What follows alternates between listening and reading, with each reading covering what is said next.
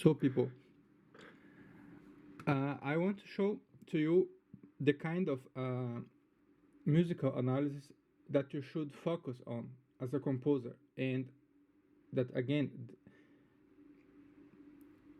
it's a kind of obvious, and you may not have heard about it, but I guess you thought about it already if you are, I don't know, some engaged composer. And that this is also what my videos are about a little bit. So things that I experienced then in the wrong way, and I want to tell you what is the right way. And when I mean the wrong way, I received the information in the wrong way. It does not mean that I learned it in the wrong way or that I agreed with this. And many of these tips, they are things that I don't know, intuitively they were already in my head, because as a younger I read a lot of biographies of composers, so this gives you a solid basis to judge the cause that you see out there. I will tell you about what should you focus in musical analysis. There is two kinds of musical analysis. If you do a general division, okay. There is a musical analysis that consists in pure music theory, and it's a full diagnostic of a musical piece in many levels, okay. And there is musical analysis that are based on what I would call artistical and hermeneutic approach to the work of art. And I would also still not call hermeneutic, but direct and visceral. Forget the theory. It's a visceral relationship with the score and with another work of art. And the historical basis for this, historical examples, you find if you read the diary of Anna Magdalena Bach about Bach, you will feel this, the way that he approached the older scores. And this is what you should keep in mind. The other kind of analysis is also very good. And by the way, even in the university, it doesn't happen at all as it could be, because even in the theoretical analysis, you can divide again in two types. You have this full diagnosis, as I said, in the sense of applying concepts of identification of relationships between music theoretical concepts and musical events. And on the other hand, you have the hermeneutic interpretation of this and the aesthetical evaluation of this. This never happens. It happens with works that are already well known and they come on the textbook, but it doesn't happen in the sense that you teach the student to evaluate a work of art aesthetically after you did some methodical and theoretical analysis of this. What you should focus on is on this second kind of analysis that I'm talking about, this visceral relationship with the score. And what does that mean? In a nutshell, in a very concrete meaning. You first, and more than everything else, you focus on doing, on practicing, on composing, on creating. And you do under a lot of mistakes. Then you learn to perceive your mistakes, and you will learn more if you have a teacher that also appoints some things. And many teachers will say that we will show to you that something that you think it was a mistake, it was not, or things like this. you will identify your mistakes or your questions. And more than the mistakes, your questions, not just mistakes. You have questions about your musical work. So, for example, if you have a question regarding form, a precise question.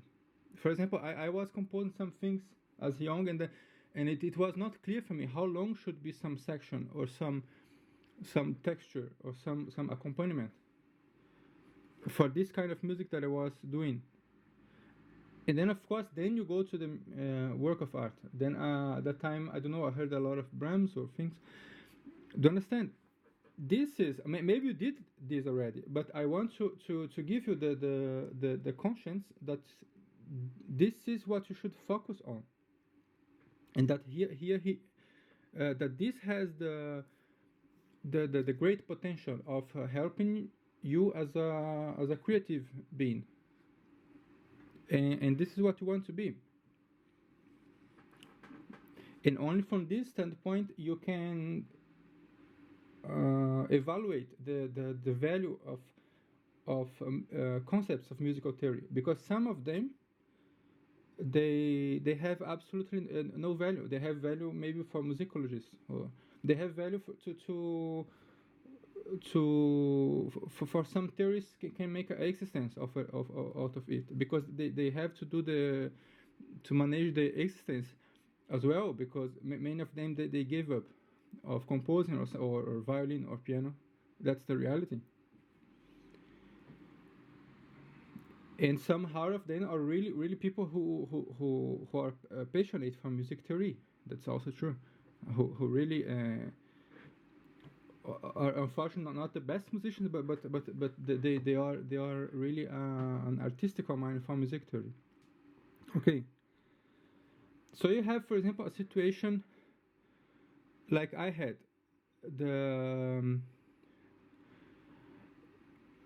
I was composing here something. Then for the brass, I was not sure what do I do with the tuba, because the tuba did nothing, the whole score. And of course I had some ideas, but I was not sure. And then it makes sense. Then I go to a score, and then I analyze this. So I got some, I don't know, fanfares or so piece for blazer for brass. Understand? Then you take here, for example, you have a question with brass. Then you take, I don't know, something representative, the Bruckner. Okay. Then you look to the score with a precise question, and this is the core of musical analysis. Also, if you do just musical analysis in a theoretical sense, it is also like this. But what happens? Most of the people, they go to a score, and it's like a blind exercise of identification. Here's the dominant. Here's the modulation. Here's the reprise. Or, do you understand? This is useful for other people. For people who want to add value to their curriculum with some music theoretical knowledge. For pianists because this helps to memorize better. Do you understand? There's a lot of other uses of music analysis. The point that I speak about is that no one cares of how is the proper way for the composer to approach this, because our musical world is centered not on composers anymore. It's centered on musicians, on music producers, songwriters. You don't talk about composer, you talk about songwriter. As a songwriter, we are not a composer, a folk composer, a composer of folk song. So this is a kind of this is an example. For example, I analyzed this, and I discovered that the most common use of tubas, and also it was not clear for me that the tenor trombone and the bass trombone. Of course, I have an intuition. Okay, this is tenor, this is bass, but it's not exactly just like this. Then you have to acquire some experience reading or hearing. If you hear good this, And then I can say now with sequence, okay, in as a standard rule, I use the tuba as the contrabass. Okay, it's really a bass line, and for emphasis of some things. And the tuba doesn't have to play the whole time, because imagine you need more air for the tuba. And I saw sections where you have a tutti with all the brass instruments, but not the tuba. And then when it comes to the final crescendo, the final measure, or something like this, then comes the tuba as a highlight.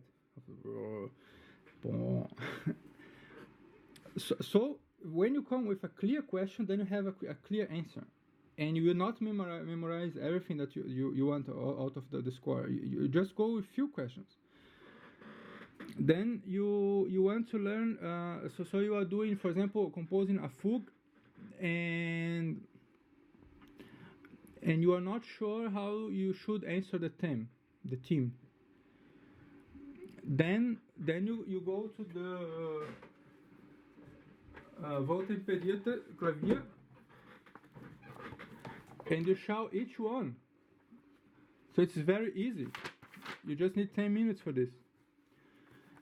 And then you begin to see, hey, okay, sometimes like this, sometimes is not so much. And then you begin to have an idea. And forget the way that you can actually explain this in text for someone else. Because this is the activity of a music theorist. And most of the time, the music theorists, they are either confused, if you begin to talk to them, or they are closed in themselves, for they don't have to discuss with other ways of describing the same music. So you have people who can describe very good Schoenberg and Webern, and you give some jazz chord to them, then they got confused. In Mozarteum, for example.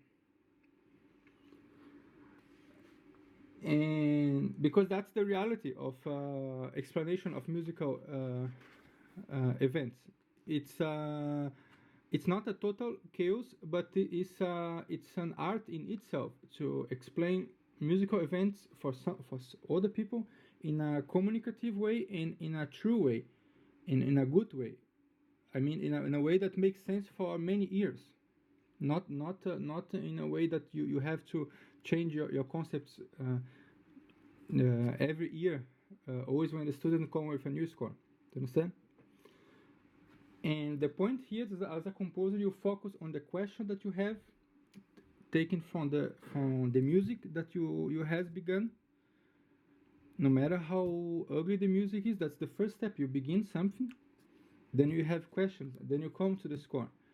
And if you don't know how to make the questions, and you don't know how to perceive your mistakes, or to perceive your own music, to analyze your own music, then you need your concepts of music theory, that of course you have to learn also, because they will help you to analyze your own music.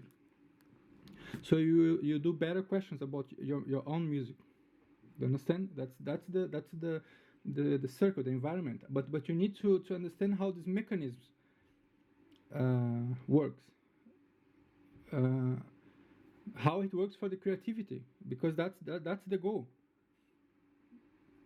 The goal is not to compose to get an academical position, or to convince other people that you do something that sounds like someone else, or that you do something that other people want you to do. I mean, in a very superficial way. The goal is to go beyond this, because otherwise, I don't know, do just basic songwriting or something like this. Don't waste the time of the community of composers in a more traditional sense.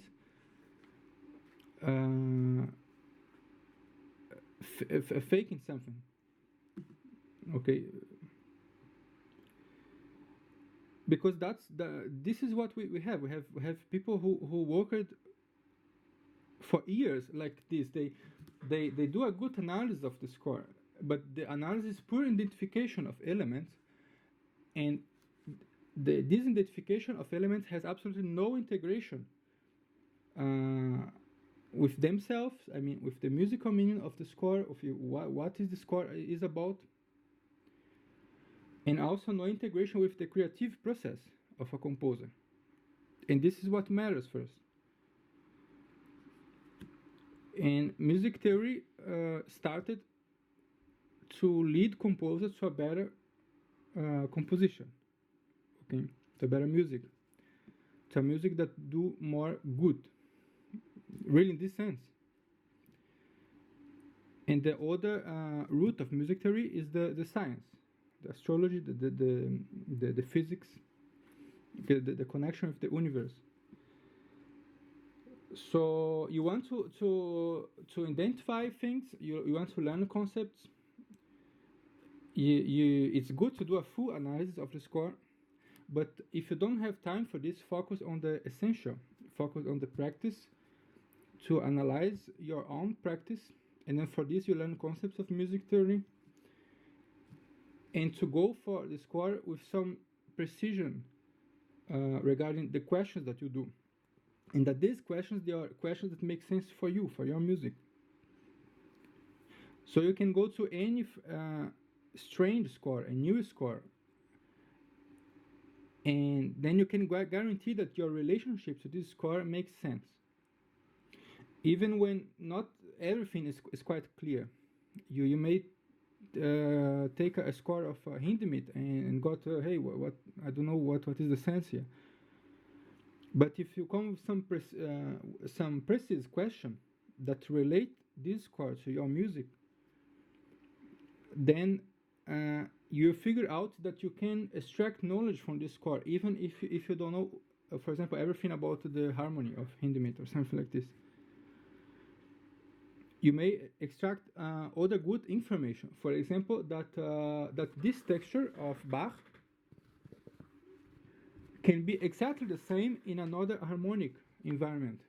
For example, this is something that you can discover. This is something that also you would learn from a more theoretical person, and in a more theoretical environment or academic environment or in a book. But what I say to you is that you should not lose this time, and you should go direct for the thing that matters to you. Do you understand? Because composition takes a lot of time. To compose three measures of full orchestra with counterpoint or things like this, at the beginning you may take 2 days. Okay, you can do faster, but you if you want to assure that this is the best quality you can do, I guess you take 2 days, because after 4 hours, 3 hours, you get tired and you do something else. Then you come to the next day, and then you do revisions. Okay, what if I change? What if this instrument begins and not this instrument begins? Let's do an experiment. So and then this takes time, and then the next day you okay, here I wrote I forgot. I forgot to that the articulation not the same here. Do you understand? Then you begin to see more details, and you you do not go forward, because that's the nature of the thing. But later it goes fast, of course. And as I was younger, and then so I got a lesson with my teacher, the Alexander Mühlenbach. You can Google him. And I was too centered in theory still. But I'm not speaking against theory, okay? Remember, I did a bachelor in music theory. What I'm talking about is some naivety. And then I went to him, and I thought the things were too much about theory. And he repeated something that another composer and teacher in Florianópolis said to me, the Harald Auras. I think your use of theory is a kind of excuse to work less. And it's somehow true. And the point is, he said, Alexander Mühlenbach, that many composers they do not imagine the amount of work that some things require. Okay. And at that time, I was focused too much on piano and on tasks for the university. And that's why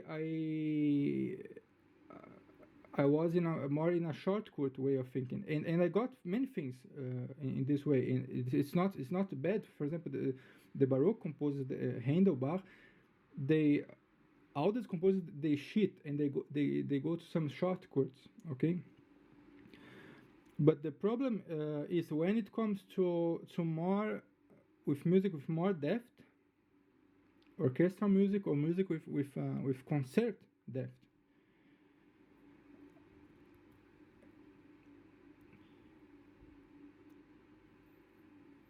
It's required a lot of time and more work, okay? And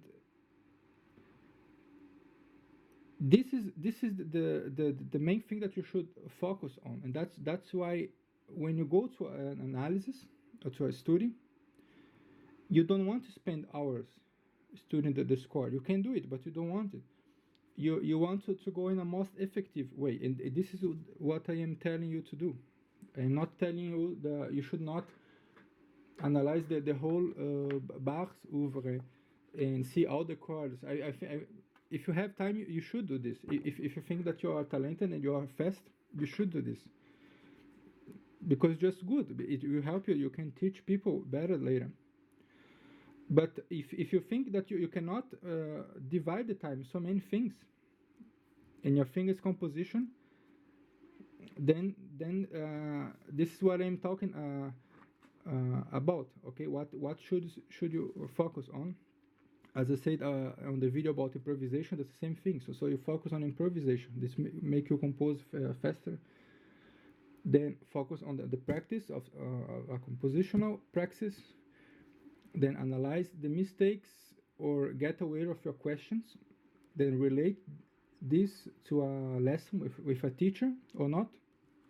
If the teacher doesn't help you, then do alone with teachers from the history, biographies, books by the composers.